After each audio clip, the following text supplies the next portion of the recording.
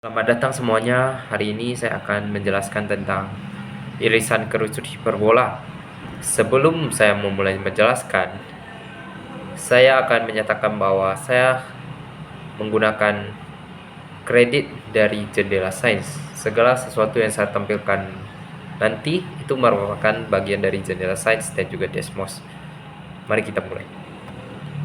Pertama, kita akan menjelaskan tentang definisi hiperbola. Hiperbola adalah tempat kedudukan titik-titik yang selisih jaraknya terhadap dua titik tertentu adalah tetap. Dua titik tertentu tersebut disebut dengan titik fokus hiperbola, biasanya ditandai dengan F1 dan juga F2, yaitu ini, F1 dan juga F2. Ini adalah dua titik-titik tertentu. Sedangkan selisih jaraknya sama dengan panjang sumbu nyata. Jadi selisih jarak dengan titik-titik tertentu yang ada hiperbola ialah panjang sumbu nyata. Apa itu panjang sumbu nyata? Panjang sumbu nyata adalah puncak F1, P1 ini dan juga puncak P2 dihubungkan, maka menjadi panjang sumbu nyata. Yang ini merupakan hiperbola horizontal. Hiperbola dibagi menjadi dua, hiperbola vertikal dan juga horizontal, seperti pada umumnya. Jika hiperbola horizontal, maka dia akan terbuka ke kiri dan juga ke kanan. Jika hiperbola vertikal, maka ia akan terbuka ke atas maupun ke bawah. Dan jika hiperbola vertikal, maka titik puncaknya akan membentuk seperti ini. Karena titik fokus harus berada di dalam hiperbola tersebut, maka bentuknya akan menjadi seperti ini. Dan juga panjang sumbu nyata akan selalu tegak lurus dengan panjang sumbu X, karena dia merupakan hiperbola vertikal, sedangkan yang horizontal dia akan tegak lurus dengan sumbu Y. Kita lanjut dengan unsur-unsur hiperbola. Yang pertama ada titik fokus. Titik fokus sudah seperti tadi kita jelaskan. Titik fokus ditandai dengan F1 dan juga F2. Ini merupakan titik fokus dari hiperbola tersebut yang selalu berada di dalam hiperbola. Yang kedua ada titik puncak. Titik puncak adalah titik yang paling dekat pada masing-masing cabang kurva hiperbola. Ini nih titik puncak. Biasanya ditandai dengan P1 dan juga P2. Yang ketiga ada titik pusat. Titik pusat adalah titik tengah. Titik tengah di antara P1 dan juga P2 dan juga titik tengah di antara F1 dan juga F2. Dia merupakan titik tengah dari titik fokus dan juga titik puncak. Sumbu utama atau sumbu transversal. Sumbu utama adalah sumbu X, adalah sumbu yang melewati titik-titik fokus dan juga titik-titik puncak serta melewati titik pusat tersebut. Sumbu sekawan atau sumbu konjugasi adalah garis yang tegak lurus dengan sumbu utama. Ya, jika sumbu utamanya adalah X, maka yang tegak lurus adalah Y. Asimptot.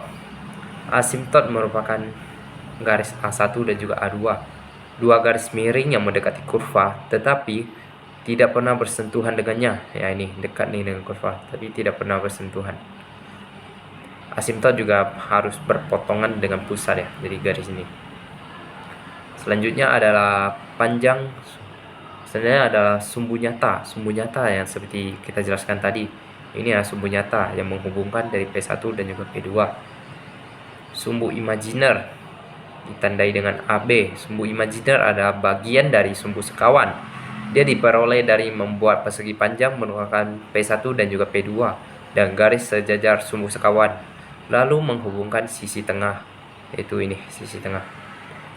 Selanjutnya ada lactus rectum ditandai dengan CD atau EF. Lactus rectum memiliki dua bagian, ada bagian negatif dan juga ada bagian positif. Lactus rectum adalah tali busur terpendek yang melalui titik fokus. Ya, ini titik fokus dan tegak lurus dengan sumbu utama. Ini sumbu utama, dia harus tegak lurus. Ya, kita akan mencoba menjabarkan ya. Kita ada A kecil di sini ya, merupakan setengah panjang sumbu nyata. Setengah panjang sumbu nyata. Sumbu nyatanya adalah P1 ke P2. Setengahnya adalah titik pusat tersebut hingga ke salah satu puncak. Itu adalah A. B adalah panjang sumbu imajiner. panjang sumbu imajiner.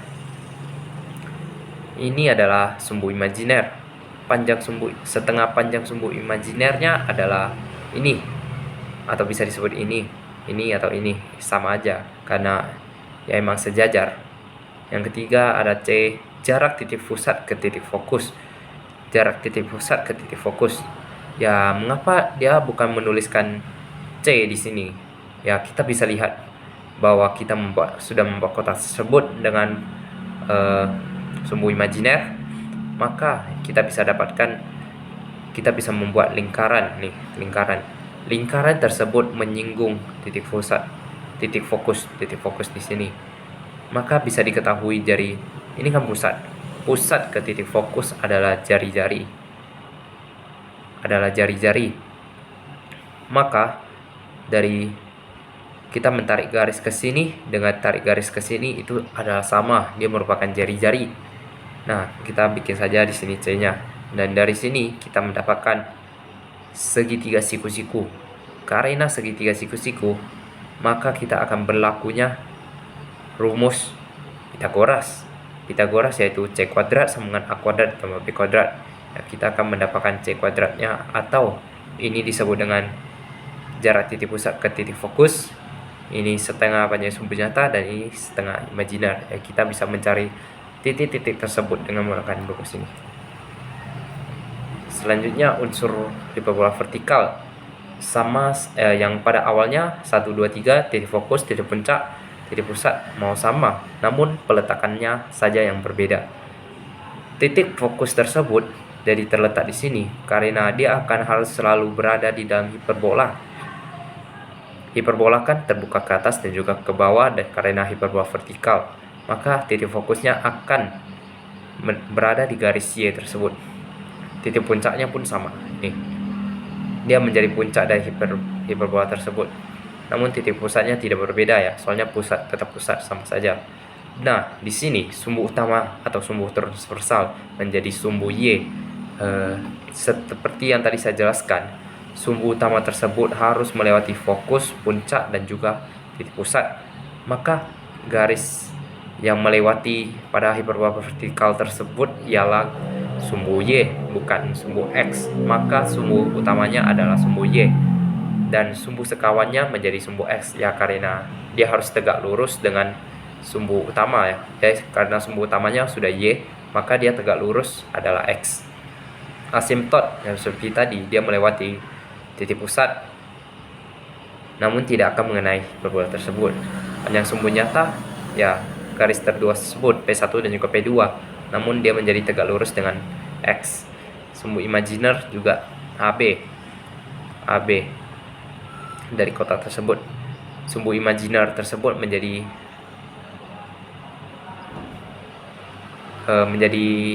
sumbu X ya, karena dia tetap harus tegak lurus dengan sumbu Y, sumbu utamanya.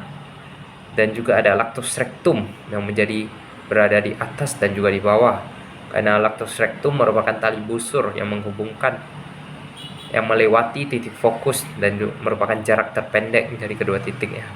Ya, dia memang harus berada di dalam hiperbola, jadi dia berada di atas dan juga di bawah. Dan di sini kita akan mendapatkan seperti yang tadi, setengah panjang sumbu imajiner, setengah panjang sumbu nyata, jarak titik pusat dan juga titik fokus. Setengah panjang sumbu imajiner adalah A. Ya, tadi ini sumbu imajiner menjadi A. Tadi kan beda dengan tadi, ini setengah panjang sumbu nyata yang menjadi panjang sumbu imajiner.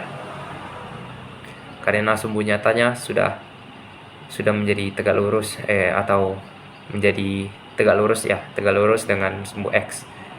Sedangkan B panjang sumbu nyata, ya panjang sumbu nyatanya adalah B. Ya, nih panjang sumbu nyata. Berbeda dengan tadi, panjang sumbu nyatanya adalah A karena dia tegak lurus dengan sumbu Y. Dan juga C, jarak titik pusat terhadap titik fokus. Ya, seperti tadi dia dibikin lingkaran, maka ini adalah jari-jari. Jadi maka pusat ke F1 ini adalah pusat ke ini, sama saja. Dan kita juga mendapatkan rumus C kuadrat A kuadrat ditambah B kuadrat. Jadi rumusnya adalah sama. Jadi kedua unsur tersebut meski memiliki sedikit perbedaan, namun tidak begitu banyak, ya hanya perbedaan posisi saja. Ya, sekarang kita masuk pada persamaan hiperbola vertikal. Pada hiperbola vertikal, kita dapat mengetahui bahwa titik-titik yang berada pada hiperbola, jaraknya antar ke titik fokus dan kedua titik fokus diselisihkan adalah 2B. Dengan ini kita mengetahui bahwa PF1 atau titik-titik dengan F1-nya dikurang PF2 adalah 2B. Mengapa P? Emang ini kita anggap dulu P. Soalnya kan titik-titik bebas kita letak di mana saja. Kita letak di P ini X, Y. Jadi jarak X, Y atau P ini ke F1, nah X, Y, F2 ini, nah ke F2 ini ya selisihnya adalah 2B. Dengan ini kita dapat mengetahui persamaan tersebut. Baru kita harus mengetahui titik fokus, titik puncaknya itu terletak di mana. Titik fokus dia berada di koordinat X-nya 0 dan dia berada di Y-nya itu C. Apa yang membedakan kedua fokus tersebut adalah berada di atas dan di bawah, yaitu karena dia merupakan hiperbola vertikal, yaitu C dan minus C. Kedua puncak tersebut juga demikian, vertikalnya atau sumbu Y-nya merupakan B dan min B. Dan ini adalah contohnya. Dan kita akan menggunakan rumus jarak dua titik untuk melanjutkan ini. Ya, kita tinggal masukin X1 dikurang XP dikuadratkan tambah YF1 dikurang YP dikuadratkan dikurang akar dari XF2 dikurang XP dikuadratkan tambah YF2 dikurang YP dikuadratkan adalah 2B. Baru kita masukin angka-angka tadi yang sudah kita ketahui yang menjadi berikut. Baru kita selesaikan serta memindahkan yang ini, yang F2 ini kita letaknya ke sini samping, jadinya dia jadi 2B ditambah akar dari X kuadrat tambah C kuadrat ditambah 2CY ditambah Y kuadrat. Ya, ini dah hasilnya. Dari hasil ini kita kuadratkan lagi dan kita mendapatkan hasil berikut: X kuadrat ditambah C kuadrat dikurang 2CY ditambah Y kuadrat sama dengan 4B kuadrat ditambah 2 dikali 2B akar dari X kuadrat tambah C kuadrat tambah 2CY ditambah Y kuadrat ditambahkan lagi X kuadrat tambah C kuadrat tambah 2CY tambah Y kuadrat. Kita coret ya, yang bisa dicoret ya, kita coret X kuadrat C kuadrat sama Y kuadrat. Baru selanjutnya dia diturunkan menjadi min 4CY dikurang 4B kuadrat sama dengan 4B akar dari X kuadrat ditambah C kuadrat ditambah 2CY ditambah Y kuadrat. Dari ini kita bisa bagi 4 dan kita akan mendapatkan min CY kurang B kuadrat sama dengan B akar dari X kuadrat tambah C kuadrat tambah 2CY ditambah Y kuadrat. Baru kita kuadratkan lagi, kita mendapatkan C kuadrat Y kuadrat tambah 2B kuadrat CY tambah B pangkat 4 kurang sama dengan B kuadrat kali X kuadrat tambah C kuadrat ditambah 2CY tambah Y kuadrat. Ya, kita mendapatkan, kita kalikan ke dalam ini B nya, baru kita mendapatkan C kuadrat Y kuadrat tambah 2B kuadrat CY tambah 4 tambah B pangkat 4 B kuadrat X kuadrat tambah B kuadrat C kuadrat tambah 2B kuadrat CY tambah B kuadrat Y kuadrat. Selanjutnya ya, kita lanjut. Tadi kita sampai sini ya. Ya, setelah dikalikan ada yang bisa dicoret, yaitu 2B kuadrat CY dan ini 2B kuadrat CY kita coret dan kita urutkan lagi. B pangkat 4 dikurang B kuadrat C kuadrat sama dengan B kuadrat X kuadrat tambah B kuadrat Y kuadrat dikurang C kuadrat Y kuadrat. Nih, baru kita bukakan, kasih kurung nih, udah masukin, jadi hasilnya sama aja. Nah, ini di luarnya ada B kuadrat dikalikan B kuadrat kurang C kuadrat sama dengan B kuadrat X kuadrat ditambah B kuadrat kurang C kuadrat Y kuadrat. Ya, ini juga C nya, ini Y nya ada sama, kita keluarkan. Baru kita masuk ke sini, min A kuadrat B kuadrat sama dengan B kuadrat X kuadrat dikurang A kuadrat Y kuadrat. Mengapa demikian? Ya, pertama kita sudah ketahui bahwa dalam hiperbola vertikal C kuadrat adalah A kuadrat ditambah B kuadrat. Dan di sini kita ada B kuadrat dikurang C kuadrat. Ya, ketika kita pindah ruasnya, ini adalah B kuadrat kurang C kuadrat dan hasilnya adalah min A. Nanti kita tinggal ganti aja min A. Baru dari min A ini kita semua bagi A kuadrat B kuadrat. Kita akan mendapatkan hasil ini min 1 sama dengan X kuadrat per A kuadrat per kurang Y kuadrat per B kuadrat. Dan istilahnya adalah X kuadrat per A kuadrat dikurang Y kuadrat per B kuadrat adalah min 1. Dan jika pusatnya adalah alfa beta, kita tinggal ubah X dan Y nya menjadi X kurang alfa atau X min beta, ya sama saja. Jika hiperbolanya horizontal, maka hasilnya akan menjadi 1. Ya, di sini dia akan ini jadi 1 bukan min 1. Yang di sini ya. Pada rumus ini hasilnya akan min 1. Jadi kita bisa ketahui perbedaannya bahwa hiperbola vertikal dan juga hiperbola horizontal itu gimana ya. Ya, itu juga bisa dibuktikan dengan cara yang sama. Ya, selanjutnya persamaan asimtot. Ya, kita sudah ketahui bahwa asimtot adalah ini. Garis yang tata hingga yang mendekati hiperbolanya.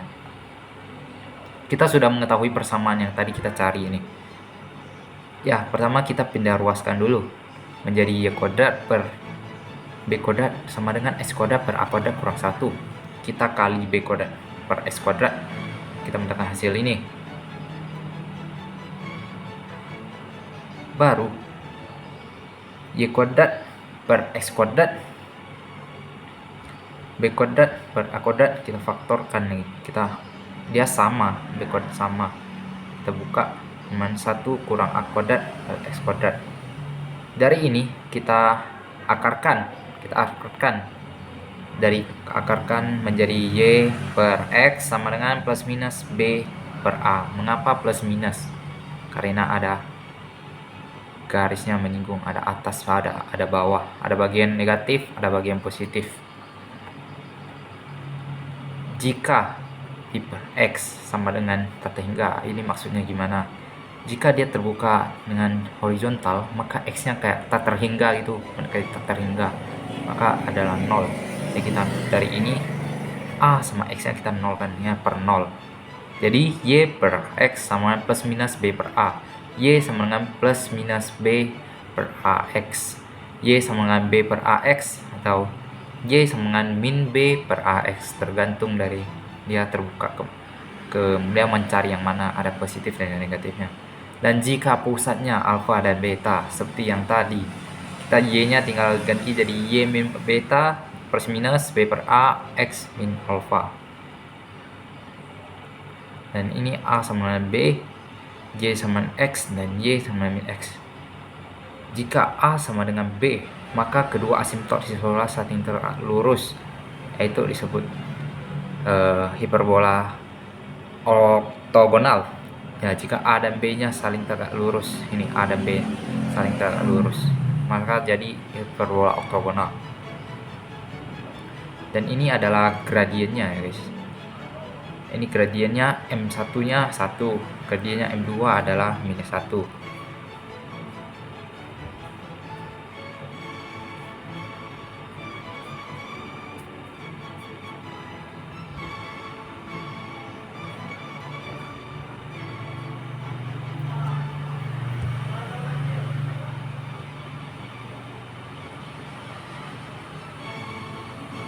Ya, dan ini menjadi rumusnya asimtot di sini.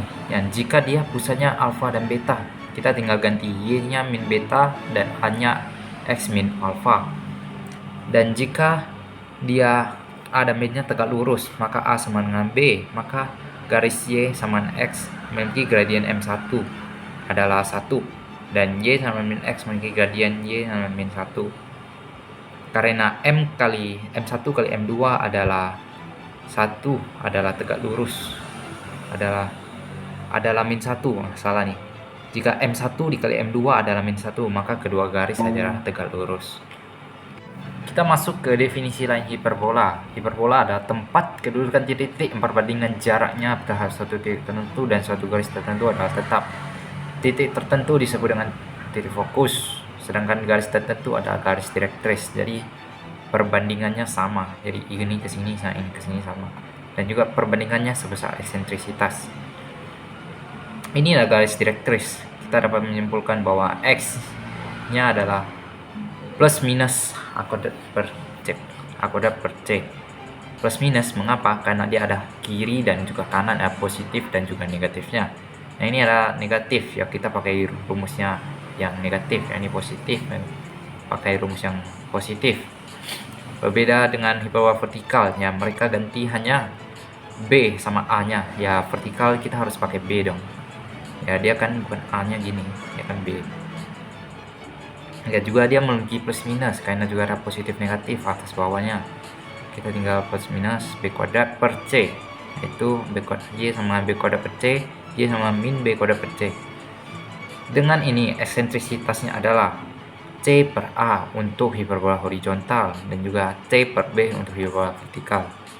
Lanjut, ini ada rangkuman-rangkuman. Ya, hiperbola horizontal memiliki rumus ini, dan juga dengan jika X sama Y nya ada alfa dan delta di sini. Nah, ini menjadi fokusnya.